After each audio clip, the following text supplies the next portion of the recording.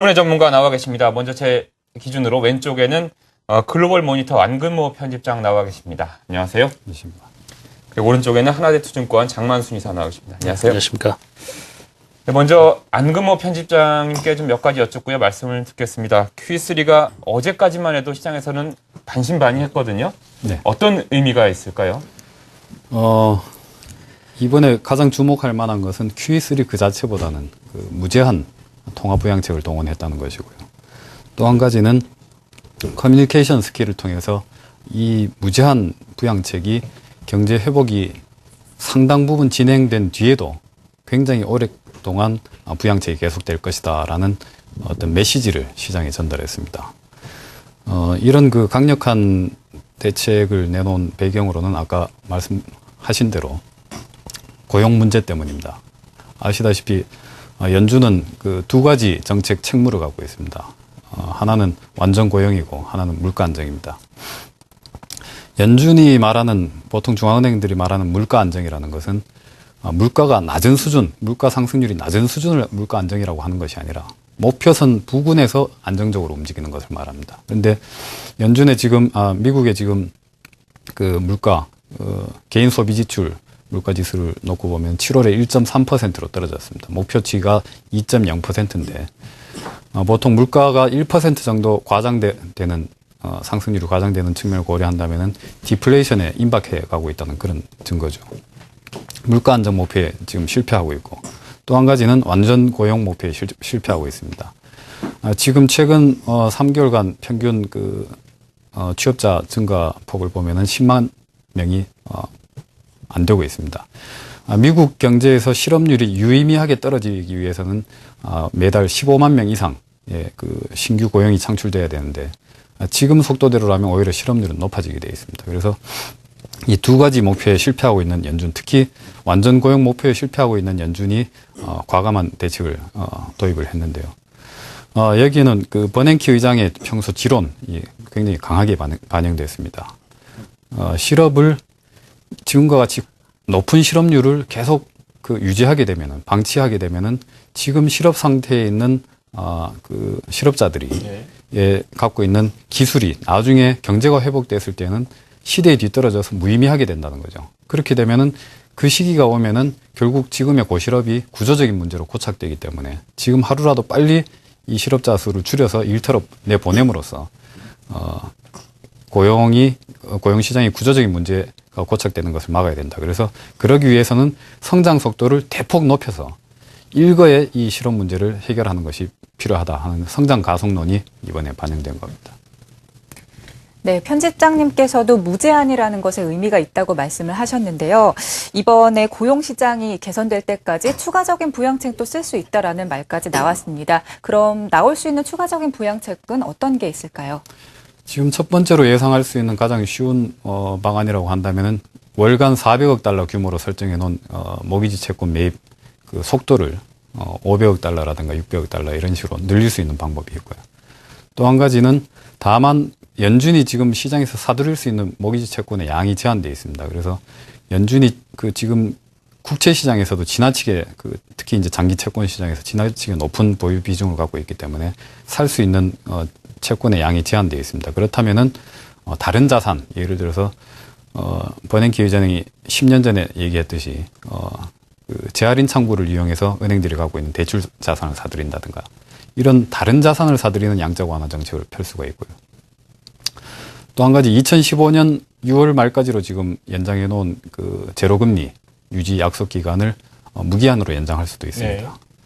다만 연준 내부에서 일부 거론됐던 그 초과 지준에 대한 이자를 삭감하는 부분에 대해서는 그렇게 되면 미국 MMF 시장이 상당히 그 왜곡되고 붕괴될 수밖에 없습니다. MMF에서 더 이상 수익을 낼 수 없기 때문에 그렇게 된다면은 통화정책 파급 경로의 최앞단에 있는 그 MMF 시장이 그 사라질 것이기 때문에 아마 이 정책은 도입할 가능성이 거의 없다고 보고요. 기타 크게 봐서는 제로금리 약속 기간을 무기한 연장하는 것과 매입 증권의 규모를 늘린다든가 아니면 다른 자산을 매입하는 그런 방법을 생각할 수 있겠습니다.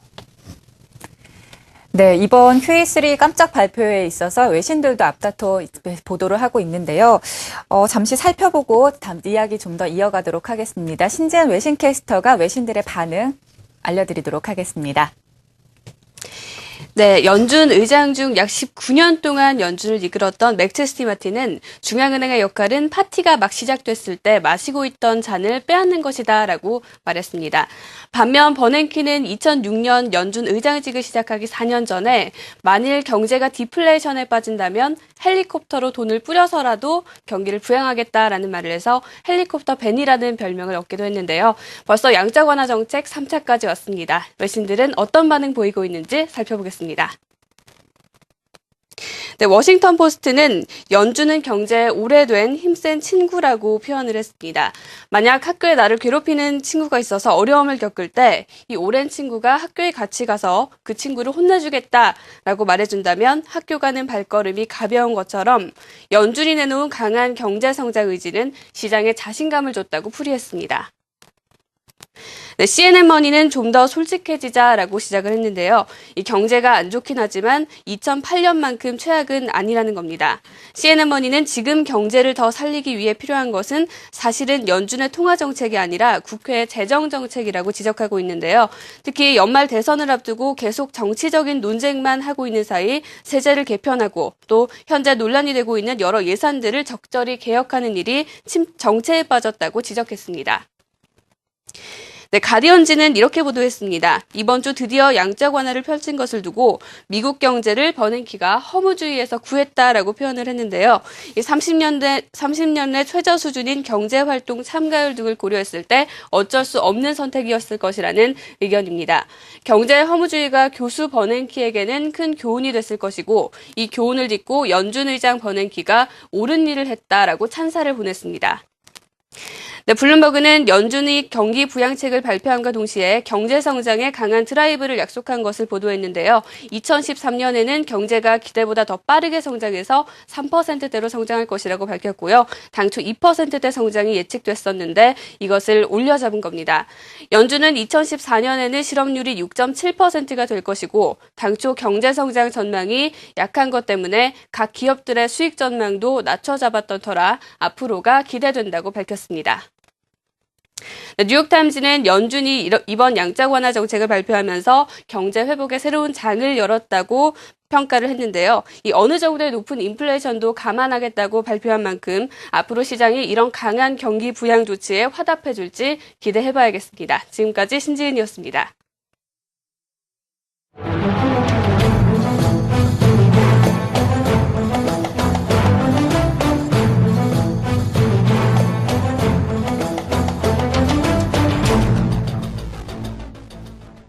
네, 특집 긴급 진단 QE3에 대해서 좀 더 자세하게 알아보고 있습니다. 시장에서 이제 QE3 카드는 나왔고요. 이제 시장에서 얼마나 효과가 있을지를 이제 말씀을 좀 듣겠습니다. 두 분께 제 순서대로 여쭤볼 텐데요. 먼저 장만순 이사님께 질문을 드릴까요? 증시, 미국 증시가 일단 올랐지 않습니까? 그렇습니다. 증시에는 어떤 효과가 있을까요? 분명히 증시에는 긍정적인 효과가 있겠다 이렇게 먼저 단언을 드릴 수가 있겠고요. 이것은 왜 그러냐면요. 우리 증권시장이라고 하는 것, 특히 자금시장이라고 하는 것은 그 수요와 공급에 의해서 이루어지는 시장이기 때문에 이번에 그 달러의 공급이 바로 그 증권시장, 즉 자금시장에는 긍정적인 요소로 분명히 작용할 것이다 이렇게 보고 있습니다. 그래서 결론적으로는 일단 자금시장이 좋아지기 때문에 증권시장은 오를 것이 아니겠는가 이렇게 예상을 좀 하고 있는데요. 이런 배경에는 이번에 그 3차 양적 완화의 가장 대표적인 것은 1, 2차 양적 완화에는 국채 매입을 했었는데요. 이 국채 매입을 하기에 어떤 그 전에 2001년도 9.11 지금으로부터 한 12년 전에 9.11 테러가 나와서 미국 경제가 어려워지니까 결국은 미국 그 연준에서 금리를 1%로 인하를 했습니다. 그래서 인하를 하고 그다음에 전반적인 모기지를 갖다가 확대를 하다 보니까 집값이 오르고 또 그것에 따르는 금리가 올라서 결국은 2008년도에 리만 브러더스가 파산을 하면서 결국은 1차, 2차 양적 완화로 가는 그런 정책이 이루어졌는데요. 이러한 그 학습 효과의 어떤 기대에 부응을 하듯이 이제는 이러한 그 다시 우를 지 않겠다고 해서 또다시 이번 그 모기지를 갖다가 좀 활성화하는 그런 정책을 좀 내놓고 있는데요. 이것은 분명히 수요 공급에 의한 어떤 그 자금 시장에서는 절대적으로 3차 양적 완화의 자금이 즉 달러가 무제한으로 지금 풀리는 이런 상황 속에서 우리 증권 시장에는 좋은 효과, 이것이 바로 오늘 지금 미국에 끝난 주식 시장에 긍정적인 효과를 보였듯이 우리 시장에도 지난 1, 2차 양적 완화 발표 이후에 작게는 3개월, 길게는 5개월 동안 주식시장이 상승한 그런 예를 보듯이 이번 장도 역시 이러한 그 효과가 이어지지 않겠나 이렇게 보고 있습니다. 따라서 이번에 우리 그 3차 양적 완화에 맞는 우리 그 증시의 효과라고 하는 것은 그동안에 3차 양적 완화가 나온다 해서 이런 그 효과 때문에 1900포인트를 뚫고 1700포인트까지 하강을 할 때 다시 유럽 문제나 또는 미국의 양적 완화 문제가 거론이 되면서 증시에 계속해서 하락하는 어떤 버팀목 역할을 해준 그러한 그 재료가 이제 나왔기 때문에 우리 증권 시장에 그만큼 그 부정적인 그런 그 내용은 어느 정도 이제 소멸되지 않았나 이렇게 생각이 돼서 점진적인 어떤 상승으로 이어질 수 있는 그런 계기가 마련된 그런 그 상황이다 이렇게 말씀드릴 수가 있겠습니다. 예. 일단 증시에는 긍정적인 영향을 미칠 것이다 이렇게 봐주셨고요. 네. 그 편집장님, 경제적인 효과는 어떻습니까? 월가에서는 벌써 반응이 좀 효과가 별로 없을 것이다 이런 얘기들도 나오고 있는데요. 월가에서 말은 그렇게 하지만 오늘 주가가 굉장히 크게 올랐지 않습니까? 그렇죠. 그게 바로 네. 버냉키 의장이 노리는 효과입니다. 버냉키 의장이 오늘 기자회견에서 분명히 말하기를 주식 가격이 오르고 집값이 오르는 것을 연준의 목표로 한다는 점을 거의 직설적으로 밝혔습니다. 이번에 그 연준이 결정을 내린 이 조치는 아까 그 소개해드린 가디언지에서 언급했듯이 허무주의를 극복하는 그런 조치다라고 볼 수 있는데 그런 지적은 상당히 날카로운 지적이라고 볼 수 있습니다.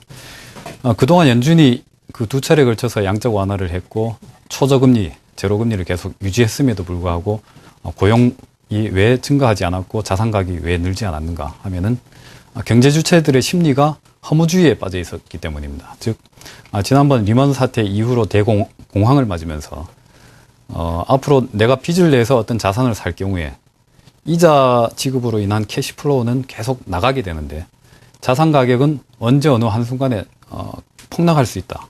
이런 그 두려움 때문에 집을 살려는 사람은 빚을 내서 집을 사지 못하고 그 사람에게 돈을 빌려주는 은행들은 빌려주지 못하는 이런 현상이 계속되어 있습니다. 그렇지만은 이번에 연준이 주택 가격 상승을 목표로 한다는 점을 분명히 밝혔고 그래서 지금 당장 빚을 내서 집을 사지 않으면은 나중에는 집값이 더 오를 것이다. 그러면은 기회 손실이 발생할 것이니까 서둘러서 집을 사라는 메시지를 분명히 전달했습니다. 이렇게 함으로써 지금 집을 사면은 분명히 캐피탈 게인, 자산 소득 이득을 얻을 수 있고 앞으로 제로금리를 계속 유지할 것이기 때문에 캐시플로우도 크게 압박받을 우려가 없다는 점을 분명히 밝히면서 그런 합리적 기대를 변경시키고 야성적 충동을 자극하는 그런 정책이라고 할 수 있습니다. 이렇게 해서 집값이 오르면은 소비가 늘어나고 소비가 늘어나면은 기업들도 더 많이 팔기 위해서 고용을 늘릴 것이다 하는 것이 연준의 목표입니다. 예, 알겠습니다. 그 두 분 말씀은 조금 이따가 다시 이어서 듣고요. 이번 발표, 이번 정책을 내놓은 이면에 또 다른 영향은 없는지 전문가 다른 분의 또 말씀을 듣도록 하겠습니다. 대외경제연구원 윤덕용 박사 전화 연결되어 있습니다. 안녕하세요. 네, 안녕하십니까. 네, 박사님 이번 정책으로 인플레 우려를 얘기하시는 분들도 계신데요. 어떻게 보십니까? 예, 인플레 우려가 사실은 이번 그 조치에서 가장 중요한 배리어 또 장애가 될 수 있을 것 같습니다. 이번에 연준 발표에서는 인플레 경향이 조금 낮아지고 있다라고 발표는 했지만 사실은 지난 8월 달 물가가 전월 대비해서 한 1.7% 상승을 했거든요. 이거는 이제 2009년 6월 달 이후에 가장 많이 증가한 그런 수치입니다. 이런 이 물가 상승이 지속된다면은 연준이 아무리 이런 경기 부양책을 계속하고 싶어도 하지 못하는 그런 한계가 올 수 있습니다. 네, 또 얼마 전에 미국이 신용 강등 경고 조치를 받기도 했는데요. 이번 QE3 조치가 미국의 신용 등급과 어떤 영향이 있을 것으로 보십니까? 직접적으로는 영향이 있지는 않을 것 같아요. 왜냐하면 신용 등급 문제는 미국의 이제 지나치게 높은 부채를 줄이는 대책을 내놓지 않고 있다. 그런 측면에서 그 대책을 내놓지 않으면 신용등급을 강등하겠다 이런 주장이었거든요. 그래서 이번 추가 부양책하고 직접적인 관계는 없는데 간접적으로는 이번 추가 부양책이 긍정적인 요인이 될 수 있습니다. 결국 이 QE3가 미국 경제를 회복시키고 경기를 활성화시키는 데 목적이 있으니까 경제가 회복되고 경기가 활성화된다면은 세수가 증가할 것이고 이 세수 증가는 결국 부채 증가를 막는 효과가 발생할 수 있기 때문에 그런 면에 있어서는 간접적으로 긍정적인 영향을 줄 수가 있다고 봅니다. 네, 박사님 그러면 미국 경제 앞으로 어떤 점들을 지켜보면 좋을지 짚어주실까요?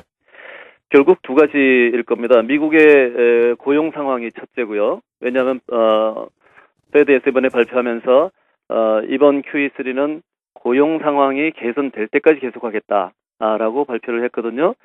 즉 고용 상태가 개선되지 않으면 무제한적으로 계속해서 이 조치를 지속하겠다라는 얘기니까 결국 고용 상황이 얼마나 좋아질지 이것이 이번 QE3의 효과를 측정하는 제일 중요한 관전 포인트가 될 것이고요. 두 번째는 인플레이션입니다. 인플레이션은 결국 이런 연준의 정책을 지속할 수 있느냐 없느냐를 결정하는 중요한 잣대가 될 것입니다. 이런 QE3의 효과가 나타나지 않은 상태에서 계속해서 물가가 올라간다면 결국 그것은 서민들의 생활을 악화시키게 될 것이고 또 지금 이미 벌써 세계 시장에서 유가가 상승하는 압박을 받고 있거든요. 이런 측면에서 본다면 QE3를 지속하고 싶어도 하기 어려운 그런 상황을 가져올 수 있는 것은 인플레이션입니다. 근데 이제 우리가 봐야 될 것은 정책 효과가 나타나려면 보통 지금까지 연구에 의하면 한 9개월의 시차가 존재한다는 것입니다. 그 정도 시간을 페드가 벌 수 있을지 하는 것이 하나의 중요한 관전 포인트가 될 것입니다. 네, 대외경제연구원 윤동용 박사였습니다. 말씀 잘 들었습니다. 네, 감사합니다. 네, 이어서 스튜디오에 모신 두 분의 전문가와 이야기 좀 더 이어가겠습니다. 이번에 유럽에서도 ESM이 본격 가동되고요. 또 QE3가 시행이 된다면 글로벌 유동성이 확대가 될 것 같은데요. 이 부분은 어떻게 전망하고 계신가요? 먼저 이사님 말씀해 주시죠. 예, 이번에 연준의 그 유동성 확대는 아마 이번에 전 세계 경제를 갖다가 하락으로 몰고 온 직접적인 원인이 바로 이제 유럽에 있지 않겠습니까? 이렇게 유럽 연합이 이번에 적극적으로 채권 매입을 통한 활성화를 지금 현재 발표를 해놓은 상황이기 때문에 전 세계 증시, 특히 자금 시장에 있어서는 이번에 연준의 Q3 정책이 바로 이런 유럽과 미국의 어떤 적극적인 그런 밀월 관계가 시작이 됐다. 즉 세계 경제를 이끌 수 있는 가장 큰 모멘텀의 형성의 완성이다 이렇게 말씀드릴 수가 있겠습니다. 자, 그러면 이러한 유동성의 확대가 바로 어떻게 보면 금리 면으로 볼 때 미국에는 어차피 달러가 약세가 되면 그것이 타국에 대해서는 결국은 이런 금리 인하 효과를 반대편에서는 악화 요인으로 작용될 수가 있는데요. 이런 것이 우리 시장으로 봐서 과연 증권 시장에 어느 정도 영향을 줄 것인가. 그러나 이런 영향보다는 오히려 유동성이 확대된다는 차원에서 우리 증시에는 외국인들의 어떤 확대 문제, 그다음에 1, 2차 양적 완화 때 했던 외국인들이 적극적으로 매입했던 IT라든지 운송 관련주, 특히 자동차 관련주의 관심이 오히려 더 높아지는 그런 상황이기 때문에 지금 우리 시장에서의 1950포인트의 하단이 될 가능성이 많겠고요. 2000포인트를 넘어서 적극적인 우리 주식시장의 활성화가 기대가 되는 그런 쪽으로 유동성이 일단 확대가 된다는 차원에서 이번 조치가 대단히 우리 증시에 효과적이고 또는 환영할 만한 일이다 이렇게 결론적으로 이렇게 말씀드릴 수가 있겠습니다. 네, 그럼 이어서 편집장님께서는 글로벌 유동성이 확대되는 점 어떻게 보고 계신가요? 해외 유동성 요인을 살펴보면은 유로존 같은 경우는 여전히 디플레이션 내지는 딜레버리징 국면에 있기 때문에 금리를 내리고 어떤 통화 부양책을 펼친다 하더라도 근본적으로 당분간은 해외 글로벌 어떤 유동성 공장 역할을 하기는 어렵다고 보고요. 미국에서는 지금 연준의 목표 자체가 유동성 확대에 있기 때문에 그 연준의 목표대로 유동성이 팽창한다고 볼 때 우리나라에도 분명히 영향을 미칠 것으로 보입니다. 직접적인 영향은 아무래도 우리나라 통화가 상대적인 고금리 통화이기 때문에 우리나라로 어떤 채권 시장이나 주식 시장을 통한 유동성 유입이 분명히 압력이 생길 거고요. 그렇지만 이것은 양날의 칼인 것이 첫 번째는 유동성 유입이 확대되면서 환율이 떨어지게 되고 우리 원화가 절상되게 되면은 무역 부분에서 우리가 그 긴축적인 요인이 발생합니다. 그렇기 때문에 이러한 것이 결국은 한편으로는 긴축적인 요인으로 역시 상세 작용을 할 수 있을 것 같고요. 또 한편으로는 미국에서 뿜어대는 이 유동성이라는 건 물과 같아서 가장 그 쉽고 낮은 쪽으로 먼저 흐르게 되어 있습니다. 그래서 석유라든가 이런 그 원자재 시장을 먼저 자극할 경우에 역시 우리나라에는 어떤 그 가격적인 측면에서 그 다음에 어떤 그 대외 국제 수지 측면에서 역시 긴축적인 압박 요소로 작용할 듯합니다. 다만 어쨌든 그 미국에서 유동성 팽창이라는 것은 그동안 과거의 사례를 계속 지켜봤을 때 우리나라에도 상당히 부양적인 역할을 한다는 측면에서는 경제라든가 어떤 그 주식시장, 채권시장 같은 자본시장 모두에 상당히 부양적인 효과가 미칠 것이라고 그렇게 볼 수 있습니다. 예. 지금 시간이 조금 부족해서요. 한 가지씩만 여쭤볼게요. 네. 끝으로 이제 정리하는 질문 느낌으로 이제 드릴 텐데 먼저 편집장님께 여쭙겠습니다. 미국이 이제 대선을 앞두고 있지 않습니까? 뭐 우리나라도 대선을 앞두고 있긴 하지만 미국 대선 이후에 이 같은 정책 기조가 바뀔 것이다. 이런 얘기에 대해서는 어떻게 생각하십니까? 그 공화당의 롬니 후보라든가 그저께는 그 부통령 후보 또 그 대놓고 버냉키 의장의 부양적 통화 정책에 대해서 비난을 하고 심지어는 그 버냉키 의장이 임기가 다 되면 다른 사람으로 바꾸겠다 이런 얘기까지 했습니다만은 만약에 롬니 후보가 정권을 잡는다고 한다면은 생각이 분명히 달라질 것입니다. 그것은 야당 대선 후보일 때와 그 행정부를 직접 이끄는 입장에서는 분명히 정책 기조는 달라질 것이기 때문에 정권이 바뀐다고 해서 통화 정책의 기조가 바뀔 것이라고 보기는 어렵고요. 또한 미국 연준은 정치적으로 독립된 기구이기 때문에 역시 대통령이 바뀐다고 해서 정책 기조가 바뀌기는 어렵고요. 다만 대선 국면을 지나가게 되면 결국 재정 절벽 문제가 그 눈앞에 다가오게 됩니다. 그래서 재정 절벽 이 부분을 근본적으로 대처할 수 있는 시기가 올 것이고 기본 시나리오 자체는 재정 절벽 문제는 결국 어떤 파국으로 가지 않고 어떻게든 해결이 된다라고 봤을 때 통화 부양책에 더해서 재정적인 불확실성까지 해소되는 이런 이중의 부양적인 효과가 있지 않겠나 그렇게 볼 수 있습니다. 그런 상황이라면은 연준이 통화 부양 정책에 있어서 어느 정도 속도를 조절하는 예를 들어서 올해 말로 끝나는 오퍼레이션 트위스트 2는 올해 말로 그냥 종료를 하는 이런 식의 속도 조절 정책도 쓸 수 있을 것으로 보입니다. 예. 네, 미국 대선에서 정권이 바뀌어도 이 부양책 정책 기조는 바뀌지 않을 것이다라고 정리를 해볼 수 있습니다. 그러면 마지막으로 앞으로의 투자 전략이 또 궁금해지는데요. 향후 투자 전략 어떻게 세워보면 좋을까요? 예, 지금 이제 미국의 그 대선이 얼마 남지 않았습니까? 지금 이제 11월 6일인데요. 날짜가 얼마 남지 않았습니다. 그러나 이 미국의 대통령 선거가 있다 하더라도 경제는 경제고 정치는 정치입니다. 아마 정치인들이 누가 되더라도 결국은 미국의 그 고용 문제라든지 이 소비 문제에 있어서는 아마 어떤 정당을 떠나서 분명히 해결해야 할 그럴 그 상황입니다. 따라서 이러한 그 이번에 정책 기조가 어느 정권이 되더라도 이것은 변하지 않을 것으로 보여지고 있고 또 3자 양적 완화는 그대로 밀고 나가서 아마 좋은 효과가 날 때까지 꾸준히 될 것이 아닌가 이렇게 생각이 되고 있습니다. 그리고 서두에서 말씀드렸다시피 이번 조치가 유럽과 미국의 공조 현상에서 나오는 이런 상황이기 때문에 유럽이 좋아지게 되면 그동안 우리 증권시장에서 특히 이 조선업이라든지 또 태양광과 관련돼 있는 이런 그 대체 에너지 문제 이런 것들이 그동안에 상당히 많은 하락을 했습니다. 따라서 미국의 어떤 3차 양적 완화의 수혜를 받을 수 있는 IT나 자동차 업종 이외에도 유럽 쪽의 상황이 좋아지기 때문에 이런 조선과 대체 에너지 관련주의는 태양광이라든지 풍력 뭐 이런 쪽에까지도 확산될 가능성이 많기 때문에 전반적으로 그동안에 가장 많이 하락을 했던 이런 조선과 또는 그 대체 에너지 관련주에 관심을 많이 기울일 필요가 있다는 것이 바로 이런 3차 양적 완화의 어떤 불을 오히려 더 지펴주는 효과가 있어서 증권시장에는 매우 그런 긍정적인 효과다 이렇게 결론적으로 말씀드려 수겠습니다. 예. 예.